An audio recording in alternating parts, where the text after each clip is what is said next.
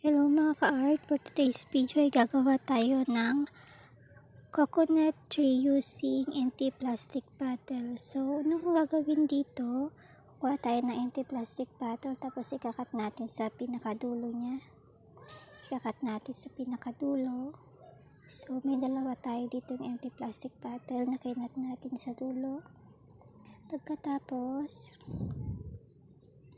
ikakat natin ito or hahatiin natin sa apat.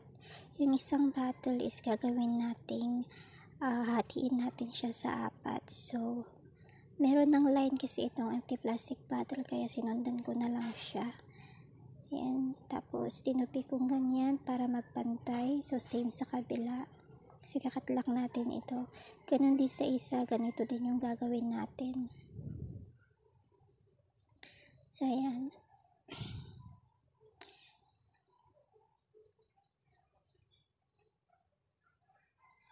Tapos, isi-shape natin ito na padahon. I-shape tayo ng padahon dito. So, ganito lang siya. Yan.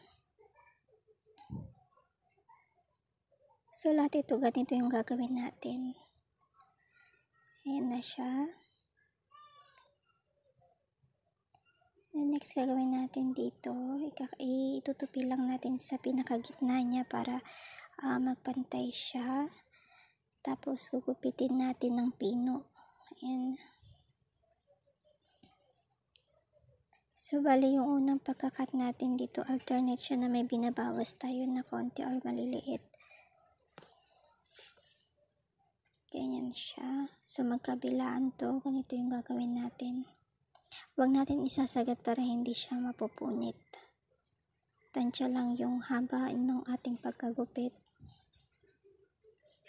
Ganyan siya.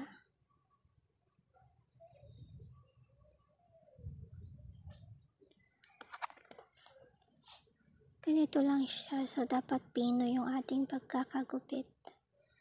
Yan. Pati sa kabila, magkabilaan siya. Ayan. So, pag dito sa kabila naman, ipapaligtad na lang natin para madali nating masundan.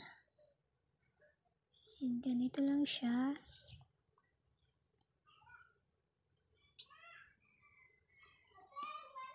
Pino lang yung ating pagkakagupit. Ayan.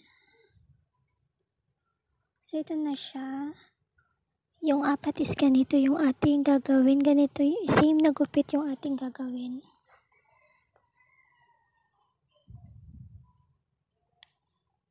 Ito na siya. So, pati yung isa is ganito din yung ating gagawin. Ayan. So, nagawa na natin yung isa. And next na gagawin natin dito, pagpapatungin lang natin at ididikit gamit ang stick glue. Gagamitan natin siya ng stick glue.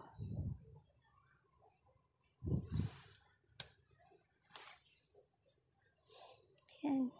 Didikit natin gamit ang stick glue.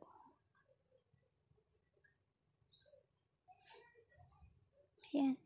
And then next na gagawin natin dito, kukuha tayo ng isa pang empty plastic bottle.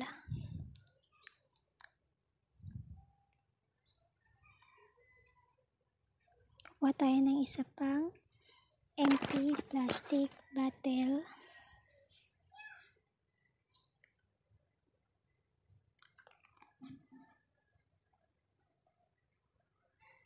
So, ito siya. Then, next gagawin natin dito, ikakat lang natin sa pinakagitna niya. Ayan, so ganito yung pagkakat natin. Ayan, and then, ipapatong lang natin ito. Gagamitan ulit natin siya ng stick glue para dumikit siya at hindi masira. Ayan, so naidikit na natin siya gamit ang stick glue. Ito na yung ating ginawang coconut tree using empty plastic bottle. Ayan, ganito siya. And then, nalagyan lang natin to ng konting design. So, gumamit tayo dito ng clay at yun yung ating nilagay na pinakabunga niya. So, ito na ang ating coconut tree artificial coconut tree using empty plastic bottle. So yun lang guys. Thank you for watching.